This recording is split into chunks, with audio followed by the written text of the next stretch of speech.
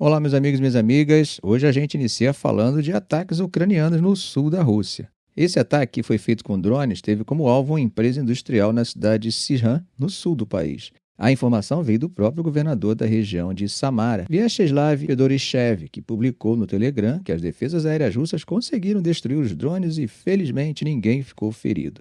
Agora, ele não especificou qual empresa foi atingida ou se houve algum dano. Por outro lado, um canal russo no Telegram chamado Baza, que costuma ter informações alinhadas ao Serviço de Segurança da Rússia, afirmou que o alvo seria a refinaria de petróleo de Sishan. Gente, aqui vale aquela observação, tá? Não houve confirmação independente sobre o exato local do ataque. Mas não para por aí. Na região de Rostov, também no sul da Rússia, as autoridades disseram que controlaram incêndios em um oleoduto provocados por mais ataques de drones ucranianos.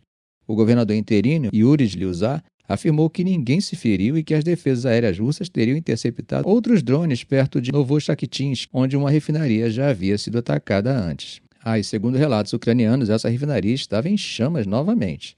Agora, mudando de assunto, mas ainda falando de drones e tensão militar, a coisa também esquentou no Mediterrâneo. A França afirmou que um drone Reaper, que fazia uma missão de vigilância em espaço aéreo internacional, foi intimidado por um caça russo Su-35. Quem trouxe essa informação foi o ministro da Defesa francês, Sébastien Lecornu.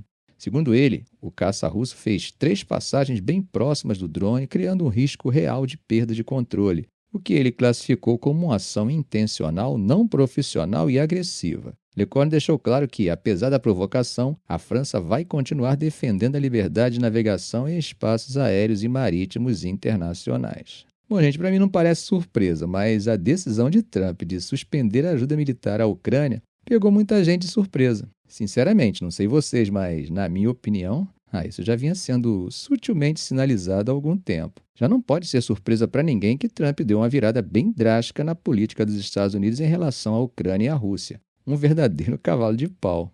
E nessa lógica ele decidiu pausar a ajuda militar a Kiev, algo que já somava 175 bilhões de dólares aprovados pelo Congresso desde o início da guerra há 3 anos. Segundo o oficial americano, essa pausa seria para revisar se essa assistência realmente contribui para uma solução pacífica. Será que Trump ficou ressentido pela ingratidão de Zelensky na Casa Branca? Bom, o primeiro-ministro ucraniano, Denis Shmyhal, tentou passar uma mensagem mais otimista, né?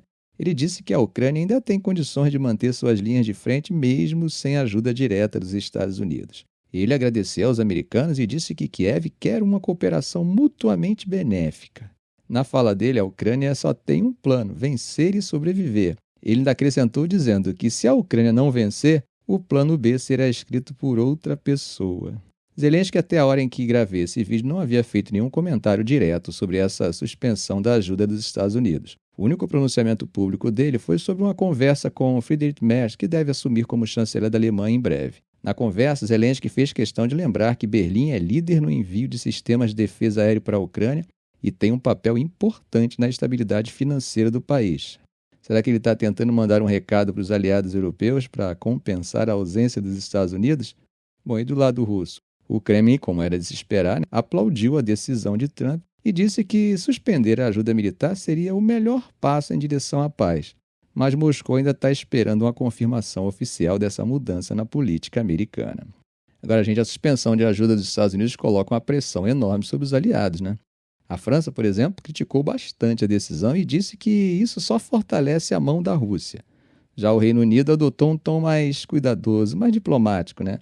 O premier Starmer conversou com Trump, mas não fez nenhum comentário direto sobre o congelamento da ajuda. Enquanto isso, a União Europeia parece estar correndo contra o tempo. A presidente da Comissão Europeia, Ursula von der Leyen, apresentou um plano que poderia mobilizar até 800 bilhões de euros para reforçar a defesa do bloco. A suspensão da ajuda foi vista como uma traição por muitos ucranianos. Oleksandr Merensko, que comanda o Comitê de Relações Exteriores do Parlamento ucraniano, chegou a dizer que parecia que Trump estava empurrando a Ucrânia para a capitulação. E não foi só ele, tá? Uma advogada em Kiev disse que a decisão era uma traição, mas que ela ainda tinha esperança de que a sociedade americana e os líderes europeus não deixassem a Ucrânia sozinha. Agora, sabe aquela técnica de morde e assopra? Trump sugeriu que um acordo para abrir os recursos minerais da Ucrânia para investimento americano ainda poderia ser fechado. Vocês lembram que isso estava na agenda para ser assinado na última sexta-feira, né? Antes daquela reunião tensa no Salão Oval. O vice-presidente J.D. Vance, inclusive, disse em entrevista que a melhor forma de garantir a segurança da Ucrânia seria justamente dar aos americanos um interesse econômico no país. Não sei porquê, mas eu lembrei do Bolivian Syndicate durante a crise em que o Brasil anexou o Acre. Na época, a Bolívia achou que tendo uma empresa americana naquele território daria alguma segurança a eles diante da disputa com o Brasil. Agora dá uma olhadinha na próxima notícia e veja o que você acha. É que parece que o governo Trump está preparando um plano para aliviar as sanções contra a Rússia, como parte de um esforço para restaurar os laços com Moscou e tentar pôr fim à guerra na Ucrânia. Essa notícia a gente veio de fonte dos Estados Unidos e mostra que a Casa Branca pediu para os departamentos de Estado e do Tesouro montarem uma lista de sanções que poderiam ser flexibilizadas. Para começar, esse pedido específico da Casa Branca para revisar as sanções mostra que Trump e seus assessores estão realmente dispostos a negociar com Moscou. O plano incluiria a retirada de sanções de algumas entidades e indivíduos, inclusive certos oligarcas russos. Mas até agora não está claro o que Washington pretende pedir em troca. Um detalhe importante, vocês sabem que essas sanções foram impostas principalmente para limitar a receita da Rússia com petróleo e gás, fontes que, como sabemos, são essenciais para os esforços de guerra russos. E se as sanções sobre o setor de energia forem afrouxadas, isso poderia ajudar a estabilizar os preços dos combustíveis, especialmente se Trump apertar o cerco contra o Irã, que é membro da OPEP. Apesar de Trump ter ameaçado aumentar as sanções se Putin não topasse negociar, agora ele já fala abertamente em aliviar algumas delas em algum momento. O próprio secretário do Tesouro, Scott Bessent, comentou que a Rússia poderia conseguir um alívio econômico dependendo de como se comportar nas negociações. O Kremlin não perdeu tempo e já sinalizou que está aberto a cooperar economicamente com os Estados Unidos. Eles destacaram, por exemplo, que a Rússia tem grandes depósitos de metais raros e que poderia fazer acordos para desenvolvê-los, especialmente se as sanções forem aliviadas. Peskov, que é porta-voz de Putin, reforçou que Moscou considera essas sanções ilegais e que qualquer normalização nas relações precisaria remover esse fardo negativo. Bom, para quem pensava que as novas tarifas sobre as importações do México, Canadá e China se tratava de um blefe, essas tarifas começaram a valer hoje, e aumentando, é claro, a tensão nas relações comerciais dos Estados Unidos com seus dois vizinhos e seu principal parceiro comercial. Para começar, gente, Trump impôs uma tarifa de 25% sobre produtos do México e do Canadá e dobrou as tarifas sobre produtos chineses para 20%. A justificativa oficial foi a falta de ações eficazes desses países para conter o fluxo de fentanil para os Estados Unidos. O impacto foi sentido rapidinho. Os principais índices de Wall Street caíram pelo segundo dia consecutivo, com o Nasdaq acumulando perda de mais de 10% desde seu pico histórico em dezembro. Além disso, as moedas do Canadá e do México perderam força frente ao dólar, enquanto o rendimento dos títulos do Tesouro dos Estados Unidos caiu pelo menor nível desde outubro. A China, é claro, não perdeu tempo e anunciou tarifas de 10% a 15% sobre certos produtos americanos, além de novas restrições de exportação para algumas empresas dos Estados Unidos. Já o Canadá, na resposta de Trudeau, vai retaliar com tarifas de 25% sobre 20,7 bilhões de dólares em produtos americanos.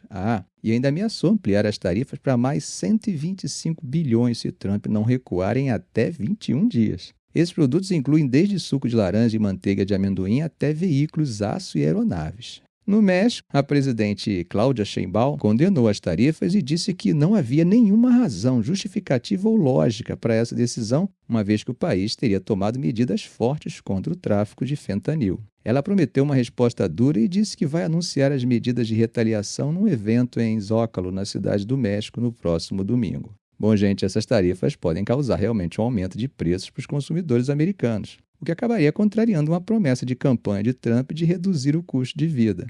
O CEO da Target, que é uma cadeia de lojas dos Estados Unidos que vendem de tudo, desde maquiagem, eletrônicos, roupas até alimentos, já avisou que os preços de produtos como abacates mexicanos vão subir nos próximos dias. A Best Buy também alertou para possíveis aumentos nos preços de eletrônicos, especialmente porque a China e o México são os maiores fornecedores da empresa.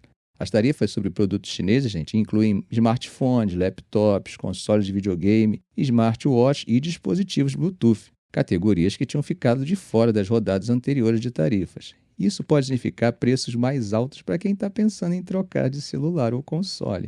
Além das novas tarifas, Trump tinha imposto uma tarifa de 10% em fevereiro para punir Pequim pela crise de fentanil. Agora, com a taxa acumulando em 20, a situação só piora. Em resposta, é claro, a China não só impôs tarifas retaliatórias sobre produtos agrícolas americanos, mas também restringiu exportações para 25 empresas dos Estados Unidos, incluindo algumas envolvidas na venda de armas para Taiwan. Mas e os agricultores dos Estados Unidos, como é que ficam, hein? Esse pessoal já vinha sofrendo com as guerras comerciais de Trump desde o primeiro mandato, perdendo cerca de 27 bilhões de dólares em vendas para a China. Agora, com mais tarifas em cima dos produtos agrícolas, a situação deve ficar ainda mais complicada.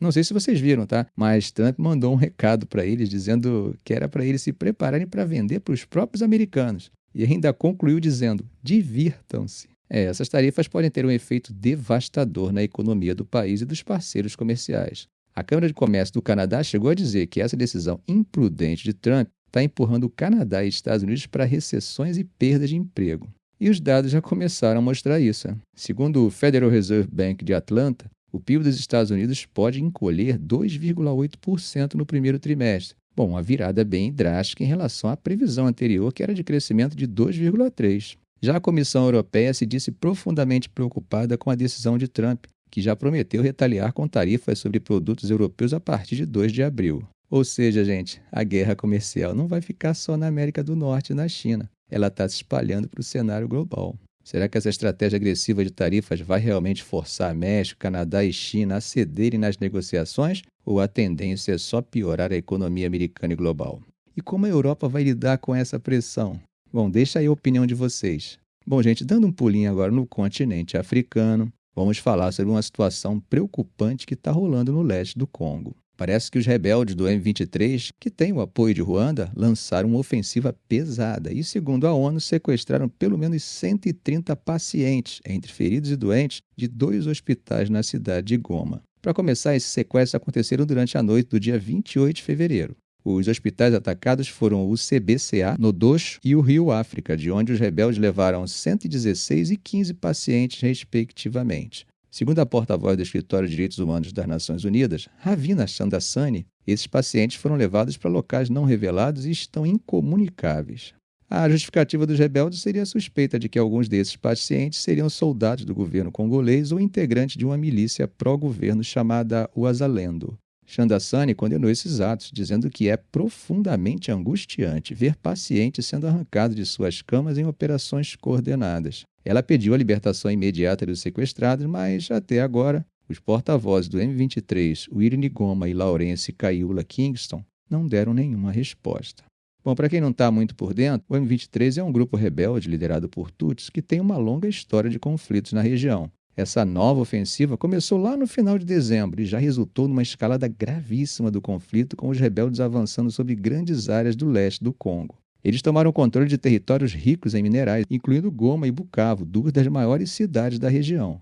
O conflito tem raízes profundas, ligadas ao impacto do Genô Pontim-Pontim de 1994 em Ruanda, e também a disputa pelo controle de vastas riquezas minerais do Congo. Tanto o governo congolês quanto especialistas das Nações Unidas e potências ocidentais acusam Ruanda de apoiar o M23, uma acusação que Kigali nega categoricamente. Segundo o governo ruandês, o apoio é, na verdade, uma forma de se defender contra milícias lideradas por Hutus no Congo, que teriam como objetivo atacar os Tutsis em Ruanda. Gente, o problema é que as consequências humanitárias são devastadoras. Para vocês terem uma ideia, desde o início desse ano, cerca de 7 mil pessoas foram mortas e quase 500.000 ficaram sem abrigo depois de 90 campos de deslocados serem destruídos pelos confrontos.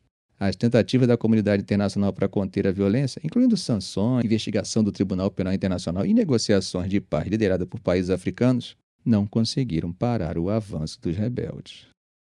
Ficamos por aqui. Se esse vídeo for útil a você, faça um comentário, compartilhe em suas redes sociais, dê um like. E é claro, se ainda não for inscrito, inscreva-se no canal e ative o sininho para não perder os próximos vídeos. Ok, gente? Um grande abraço do professor Arão Alves.